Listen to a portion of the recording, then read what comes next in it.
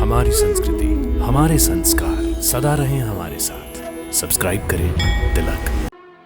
धर्म और राजधर्म के मेल से राज्य और प्रजा दोनों सांसारिक धन और आध्यात्मिक संपत्ति से संपूर्ण होंगे। जिस राज्य में केवल धन ही धन हो और धर्म न हो, वो राज्य भोग विलास और पाप का गढ़ बनकर रह जाएगा। हे राजेंद्र, सत्य जिस प्रकार ऋषियों का श्रेष्ठ धन है, उसी प्रकार राजाओं का भी श्रेष्ठ धन सत्य है। सत्यवान, सदाचार, दयाशील, धर्मनिष्ठा, जितेंद्रिय और दानी राजा कभी संपत्तिहीन नहीं होता है। बलवान राजा भी अपने निर्बल शत्रु को कभी तुच्छ न समझे, क्योंकि याद रखो, चिंगारी भी संपूर्ण महल को जलाने की क्षमता रखती है। थोड़ा सा विष भी प्राण हरण कर सकता है। हे युधिष्ठिर, एक राजा को कभी निराश नहीं होना चाहिए, ना कभी उसे अपना धीरज खोना चाहिए। जिस राजा में ये सारे गुण हों, वही राजा पृथ्वीपति बनता है। नहीं नहीं, ऐसा नहीं होगा। मैं ऐसा अधर्म नहीं होने दूंगा पितामह, नहीं होने दूंगा। परंतु यदि तुम धर्म युद्ध के परिणाम को अधर्म समझकर यूं ही शोकग्रस्त हो गए, तो यही सब कुछ होगा। इसी अधर्म का राज होगा। तुम्हारे सामने ही ये पाप होंगे, क्योंकि राजा का भय ही किसी को नहीं होगा। नहीं नहीं पितामह, नहीं। अब मैं ऐसा नहीं होने दूंगा, ऐसा नहीं होने दूंगा। आपने मेरी आंखें खोल दी हैं। अब मैं धर्म का राज स्थापित करूंगा। हाँ पितामह, अब मैं धर्म का राज स्थापित करूंगा। पुत्र, मुझे खुशी है कि तुम शीघ्र ही इस बात को समझ गए हो। मुझे विश्वास है कि तुम एक बहुत ही अच्छे राजा सिद्ध होगे, क्योंकि अच्छा राजा वही बन सकता है जो धर्म के लिए सब कुछ तज देने को तैयार रहता है, यहां तक कि अपने प्राणों की भी चिंता नहीं करता। उसका जीना मरना सब दूसरों के लिए होता है, और ये प्रधान गुण मैंने तुम में देखा है। पितामह, आप मुझे बताइए कि एक अच्छा राजा किन किन गुणों से बनता है और उसकी पहचान क्या है? पुत्र, अच्छे राजा के गुण प्रजा के मुंह से ही सुने जाते हैं। सुखी प्रजा अच्छे राजा का दर्पण होती है।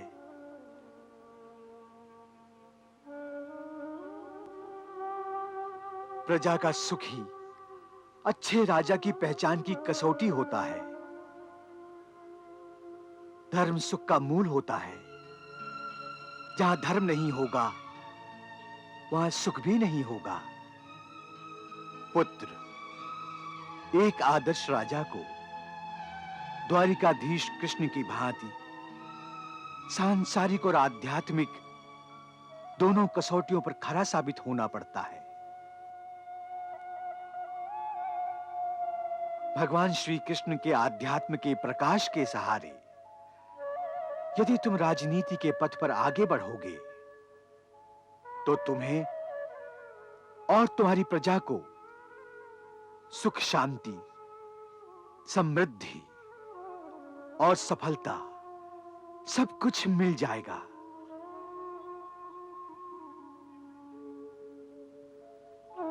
पुत्र, श्री कृष्ण एक आदर्श मनुष्य और एक आदर्श राजा हैं। क्या तुम्हें याद नहीं कि राजा होते हुए भी अपने एक दरिद्र मित्र सुदामा से भेंट करने के लिए उसके आगमन का समाचार पाकर वो महल से नंगे पैरों भागे थे।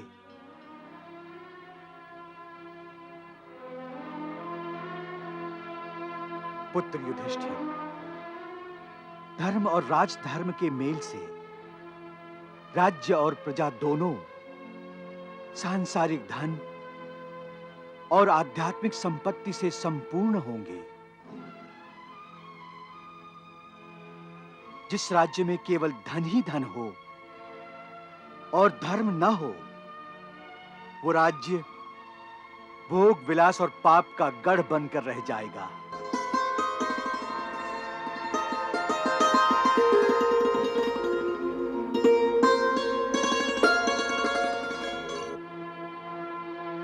हे राजेंद्र, सत्य जिस प्रकार ऋषियों का श्रेष्ठ धन है, उसी प्रकार राजाओं का भी श्रेष्ठ धन सत्य है।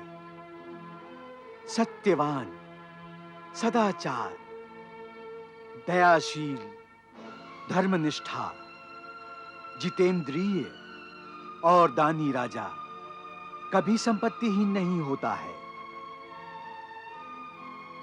बुरी आदतों से राजा को सर्वदा दूर रहना चाहिए। भोग विलास के मारे राजा का प्रजाजन तिरस्कार करते हैं। हे युधिष्ठिर, बलवान राजा भी अपने निर्बल शत्रु को कभी तुच्छ न समझे, क्योंकि याद रखो, चिंगारी भी संपूर्ण महल को जलाने की क्षमता रखती है। थोड़ा सा विष भी प्राण हरण कर सकता है। हे युधिष्ठिर, एक राजा को कभी निराश नहीं होना चाहिए, ना कभी उसे अपना धीरज खोना चाहिए। जिस राजा में ये सारे गुण हों, वही राजा पृथ्वीपति बनता है। पुत्र युधिष्ठिर, जिस राजा के परामर्शदाता राजा को गलत परामर्श देते हैं, उस राजा का पतन निश्चित होता है।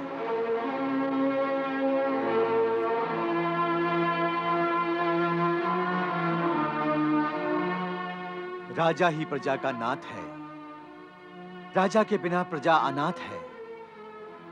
हे युधिष्ठिर, अपने मन की व्यथा में डूबकर और राज्य के प्रति अपने कर्तव्य से भागकर क्या तुम हस्तिनापुर की प्रजा को अनाथ करना चाहते हो? राजा का और राज धर्म का महत्व जान लो युधिष्ठिर, और राज त्याग की भावना को ही मन से त्याग दो। युधिष्ठिर, राजा ही प्रजा का पिता है। राजा ही प्रजा की माता है, भ्राता है, पुत्र है। वो समस्त परिवारों का कर्ता है, प्रमुख है।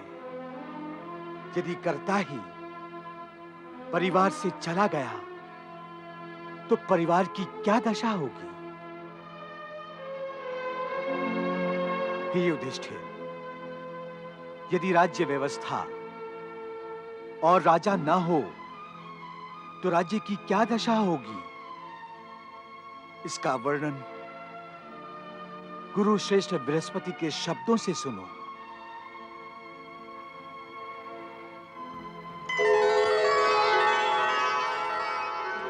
राजा नहीं होगा तो प्रजा का नाश होगा। राज्य में अराजकता होगी। स्त्री, पुत्र, परिवार, संपत्ति शून्य हो जाएगा। धर्माचरण करने वालों पर अत्याचार होंगे।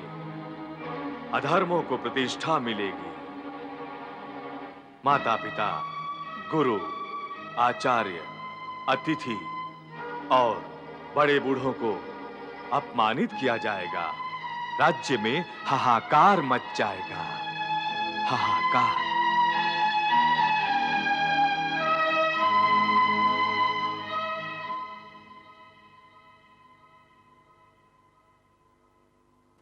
पितामह, आपकी ये बात तो समझ में आ गई।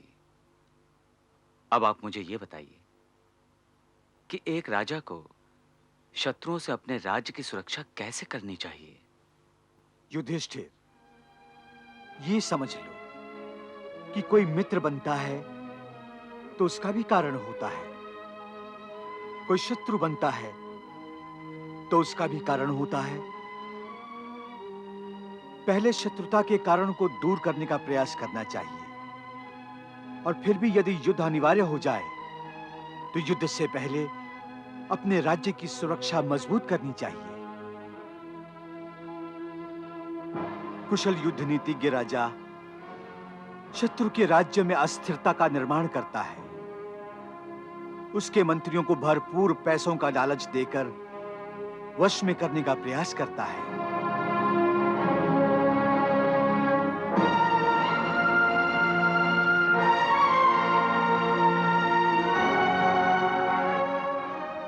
शत्रु राज्य की प्रजा में कलह पैदा करता है, जिससे प्रजा में असंतोष निर्माण होता है और शत्रु कमजोर पड़ जाता है। शत्रु पर संपूर्ण विजय प्राप्त करने में यदि राजा सफल नहीं हुआ तो शत्रु के प्रदेश को आग लगाकर जलाकर राख कर देना चाहिए। शत्रु की सेना का जितना विनाश कर सकें उतना कर देना चाहिए। नदी पर बंधे पुल ध्वस्त कर देना चाहिए।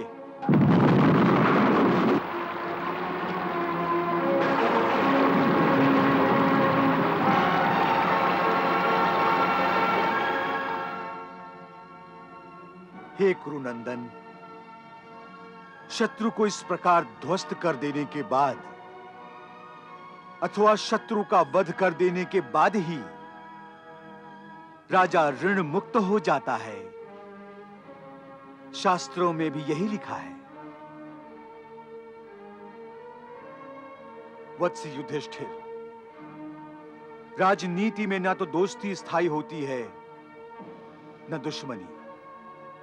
ये याद रखो, राजा राज्य का स्वामी नहीं, सेवक होता है। राज्य के हित में राजा को राज्य के ज्ञानी और पराक्रमी जनों को मंत्री परिषद में सम्मिलित करना चाहिए। राजा ने यदि अपने रिश्तेदारों को इन महत्वपूर्ण स्थानों पर रखा तो भ्रष्टाचार और अनाचार का नंगा नाच शुरू होता है। हे युधिष्ठिर, धर्माचरण करते हुए अर्थ की प्राप्ति राजा को करनी चाहिए। मैंने राजधर्म सुन लिया है, परंतु आप मुझे यह बताइए, यदि कोई राजा अनेक शत्रुओं से परेशान हुआ हो तो फिर उसे क्या करना चाहिए? किसके साथ युद्ध करना चाहिए और किसके साथ दोस्ती करनी चाहिए? हे धर्मराज, राजनीति में कोई किसी का शत्रु नहीं होता, न कोई किसी का मित्र होता है। राजनीति में कभी-कभी शत्रु भी मित्र बन जाते हैं और मित्र शत्रु। समय के अनुसार एक राजा को अपनी नीति तय करनी पड़ती है। समय की मांग हो तो उसे अपने जानी दुश्मन से भी दोस्ती करनी पड़ती है। जानी दुश्मन से? हाँ पुत्र।